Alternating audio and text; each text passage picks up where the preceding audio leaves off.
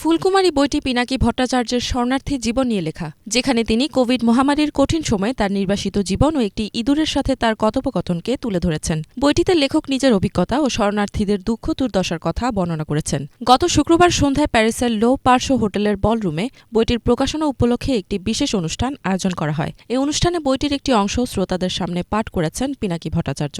এই সময় টেকনাফে একরাম হত্যাকাণ্ডের ঘটনা বলতে গিয়ে আবেগ আপ্লুত হয়ে কান্নায় ভেঙে পড়েন তিনি। নিঃসঙ্গ রক্তের ধারা একরামের বুক থেকে গড়িয়ে পড়ে। সবুজ ঘাস আর উষ্ণ কালচের মৃত্তিকায় মিশে যায় একরামের রক্ত। প্লাবিত হাওয়ায় শোনা যায় একরামের আর্তচিৎকার। ক্ষুধার্ত শকুনগুলো তার শরীরে নখর বেঁধানোর আগে ক্ষণকাল ইতস্তত করে। তারা দেখতে পায় রক্তের বিমর্ষ ধারা গড়িয়ে যাচ্ছে নদীতে। এরূপ বলকানো রক্তের নদী তারা আগে কখনো দেখেনি। এমন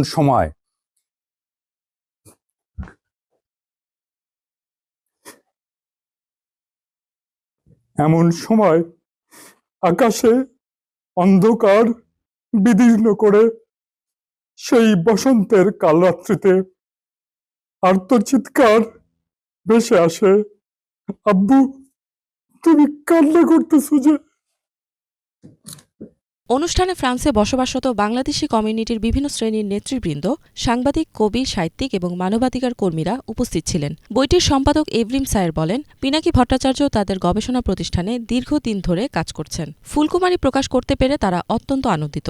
বইটি ইতোমধ্যেই বেস্টসেলার হয়েছে। এ সময় তিনি পিনাকি ভট্টাচার্যের সাথে ভবিষ্যতে আরও কাজ করার আগ্রহ প্রকাশ করেন। I didn't understand, but he was using a very imaginative language. And I thought, wow, it is not often that you hear somebody with such a distinctive voice. So the first thing that was interesting for me was Pinaki's voice. It was a imagination. আসলে Europe সহ বিশ্বের বিভিন্ন দেশে বসবাসরত Bangladeshi diaspora এবং অভিবাসীরা সচরাচর খুব কমই বই প্রকাশ করেন, করলেও এটি সংখ্যা খুবই কম এবং অপ্রতুল। সেই হিসেবে লেখক, ব্লগার এবং অনলাইন অ্যাক্টিভিস্ট জনাব পিনাকি ভট্টাচার্যের লিখিত বই ফুলকুমারী, এটি অনেকে উপন্যাস, অনেকে আত্মজীবনী, নানাভাবে এটিকে ব্যাখ্যা দিচ্ছেন। আসলে এটি আত্মজীবনীমূলক কথা সাহিত্য, ইংরেজিতে আমরা যেটাকে অটোফিকশন বলি। উনি ওনার শরণার্থী জীবন এর সময়, বিশেষ করে কোভিড মহামারীর সময়, ওনার শরণার্থী জীবনে নির্বাসন থাকাকালীন অবস্থায় একটি ইঁদুরের সাথে কথোপকথনের মাধ্যমে এই পুরো উপন্যাসের প্লট ডেভেলপ করেছেন।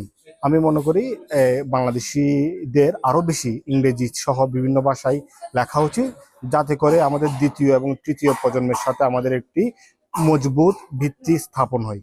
আলোচিত বইটি প্রকাশিত হয়েছে প্যারিস ভিত্তিক প্রকাশনা সংস্থা পিকড বুকস থেকে। ফ্রান্সে বসবাসরত বাঙালিদের বিশ্বাস, যদি বাংলাদেশি লেখকরা বাংলা এবং অন্যান্য ভাষায় বই লেখেন, তবে আন্তর্জাতিক পর্যায়ে বাংলাদেশের সংস্কৃতি, ইতিহাস এবং দেশটির প্রতি ইতিবাচক মনোভাব গড়ে উঠবে। লেখক, কলামিস্ট এবং অ্যাক্টিভিস্ট পিনাকি ভট্টাচার্য সম্পর্কে আজকে গোটা দুনিয়ায় এক ধরনের নতুন করে বর্তমান প্রজন্ম চিন্তার দ্বার উন্মোচিত হয়েছে। Banglavision news desk.